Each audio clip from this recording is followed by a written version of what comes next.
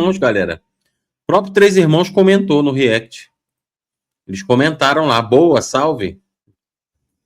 Me deram um salve, dei um salve para eles, comentaram num dos cortes do React que eu estou fazendo aqui do debate do Nildo com o Breno. Muito bom o debate.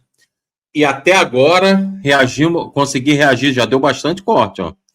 41 minutos de debate e até agora eu não vi o debate, eu fiz questão de não ver para que as minhas reações aqui sejam reações espontâneas, tá? Eu poderia ter visto, mas não vi. Só vi o que eu reagi até ontem, 41 minutos de debate. Então, minhas reações aqui serão muito espontâneas e até agora, 41 minutos de debate, ó. Só o Breno dando lapada. Até agora é isso. É de um lado o Nildo apanhando e do outro o Breno batendo, né? Uma hora o Nildo apanha, outra hora o Breno bate. É o que eu tenho visto, os 41 minutos de debate. Agora vamos continuar ouvindo aqui para ver se o Nildo, de repente, em algum momento, conseguiu reverter alguma lapada. Vamos ver? Breno, você preferiu a resposta do Nildo ou você preferiu o resultado do Santos 2-0? Santos ganhando? Do Cruzeiro? 2-0. Dá um fora aqui pra você comemorar. Foi do Nildo, tá, gente? Isso aí. Melhor essa notícia ou a resposta do Nildo? Grande notícia. Até o dia que o Breno tá perdendo, ele tá ganhando. Pô, legal. Quem marcou os gols? Não sei. Pra vocês verem. Vocês ouviram isso, gente? Até o Robertinho tá vendo que o Nildo Orix está entrando na chulapa ali. Até nisso o Breno tá ganhando. Tem razão, Robertinho, tem razão, Breno. Até agora o Nildo Orix não ganhou uma vírgula, mas vamos lá. Como eu tenho apreço por vocês e pelo meu amigo Nildo Orix de estar aqui em plena partida do Santos contra o Cruzeiro. Os 2 gols foram legais? O que você achou dessa? Rapaz, Breno, tem que morrer seu amigo. Se o cara é seu amigo e tu dá só lapada desse jeito, caramba. Vamos lá. 3 minutos você comentar ela. Vamos lá, 3 minutos para responder. Não, eu fiquei observando com muita atenção a acrobacia do Nildo Orix para explicar uma postura que é, com toda a sinceridade, irresponsável. Putz. Como foi irresponsável em outros momentos históricos partidos que adotaram essa posição. Por que ela é irresponsável? Porque significa dizer que vencer ou não a extrema-direita dá no mesmo. Acho até que você talvez acolha uma ideia aceleracionista de que se vencesse a extrema-direita, Nossa Senhora, ajudaria a reconstruir a dinâmica do movimento de massa. Sou teu fã agora, Breno. De maneira alguma. Atrapalhe a reconstrução do movimento de massa. Que isso? Que lapada, Todas gente. as pessoas com alguma experiência, ou a maioria das pessoas com alguma experiência que observam e que vivem a vida política do país, sabem que há uma enorme diferença quando você tem um governo de extrema-direita e quando você tem um governo, mesmo que de frente ampla, dirigido por Lula. Assim como havia uma enorme diferença entre você ter na Alemanha um governo nazista ou o governo da República de Weimar. Ou como Pro Nildo não, né, Breno? Uma enorme diferença na Itália entre você ter um governo fascista e você ter um governo liberal. A vitória da extrema-direita, o triunfo do Bolsonaro, muda completamente as condições da luta de classe e muda desfavoravelmente para os trabalhadores. Muda desfavoravelmente porque reformas ultraliberais são encadeadas, porque a repressão passa a fazer parte do cotidiano da classe trabalhadora, porque os espaços de disputa política no Estado e na sociedade se fecham. Todas as pessoas sabem também o que aconteceu aqui durante a pandemia, em função da política de um governo de extrema-direita. É evidente que é uma mudança de qualidade, e para muito pior, quando triunfa um governo de extrema-direita. O triunfo de um governo de esquerda, mesmo que limitado, mesmo que conduzido Nildo. da frente ampla, mesmo que não seja capaz de ter um programa de reformas estruturais, que não seja capaz ou não queira ter um programa de reformas estruturais, ainda assim, um governo presidido por Lula é um governo que detém a ofensiva neoliberal nos moldes em que ela era conduzida por Temer e Bolsonaro. Um governo dirigido por Lula garante as liberdades democráticas para a classe trabalhadora poder lutar. Um governo dirigido por Lula é um governo que abre espaços públicos para que as massas possam reivindicar a reforma agrária, o programa de moradias, a tarifa zero e assim por diante. Me parece algo absolutamente digno de acrobacia tentar defender o voto nulo como bandeira do passado ou do futuro. Nossa. É uma absoluta incompreensão sobre a realidade brasileira. E por isso que posições como essa acabam tão isoladas na esquerda brasileira, Nildo. Nossa, peraí, tem que parar, tem que parar. Peraí. Peraí, que essa fala do Breno agora eu só posso responder de um jeito, ó. Mas, nossa senhora, até agora a maior lapada de todas. Mas olha, eu estou virando um fã do Breno Altman. Eu estou virando fã do Breno Altman, cara. Gente, mas que lapada bem dada. Sabe como pega assim no centro do alvo? Não tem aquele alvo que a flecha pega bem no centrinho? Mas ele não esqueceu nada. Foi no centro, irresponsável, lunática essa posição. Nossa senhora, Breno, aí.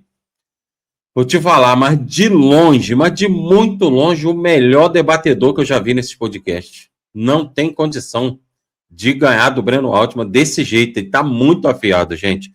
E parabéns.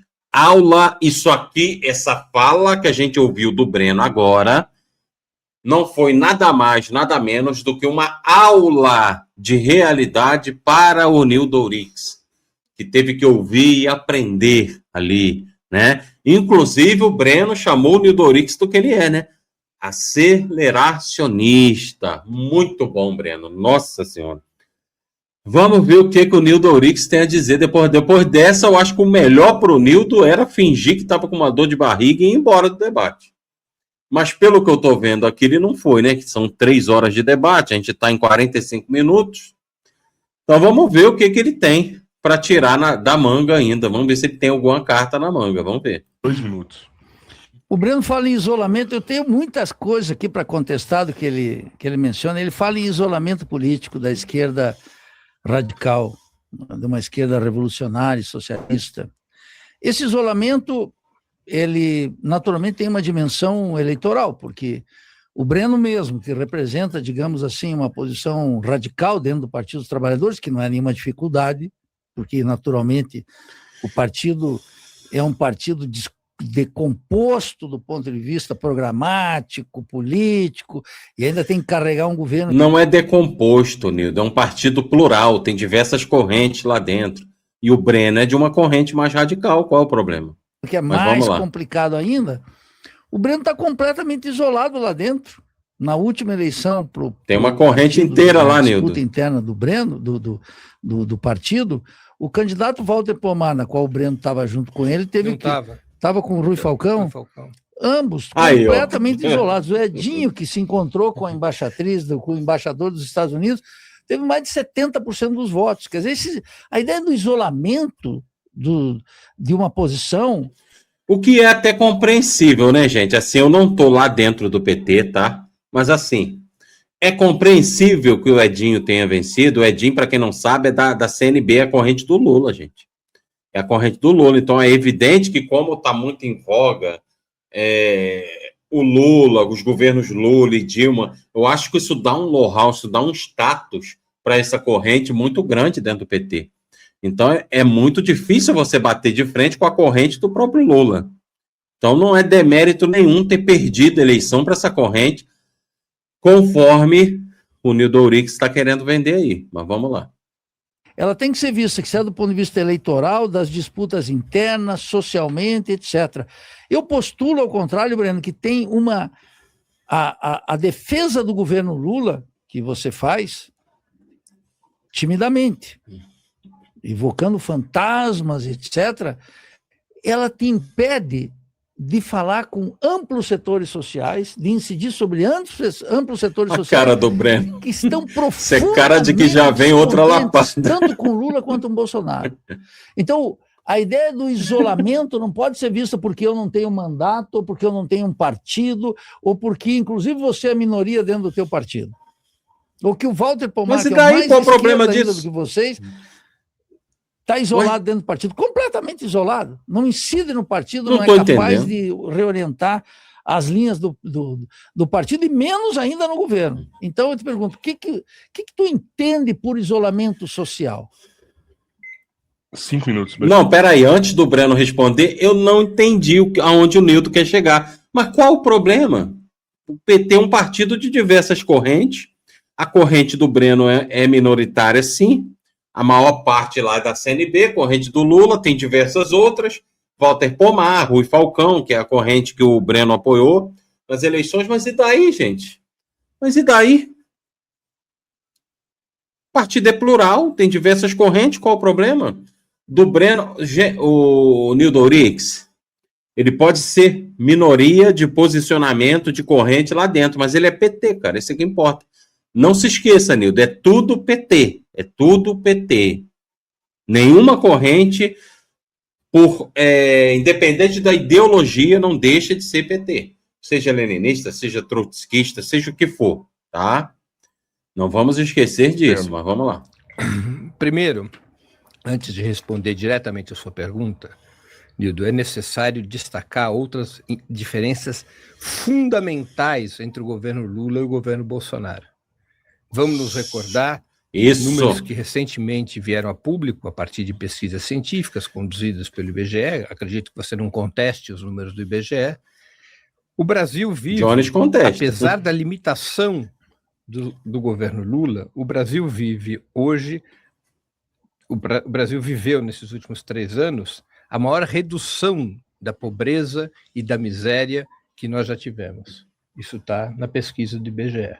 Há 3 anos cresce o emprego e cresce a renda média dos trabalhadores. Há 3 anos também cresce acima da inflação o salário mínimo. E foram reconstituídos os principais programas do chamado Estado de Bem-Estar brasileiro que tinham sido destroçados por Temer e Bolsonaro.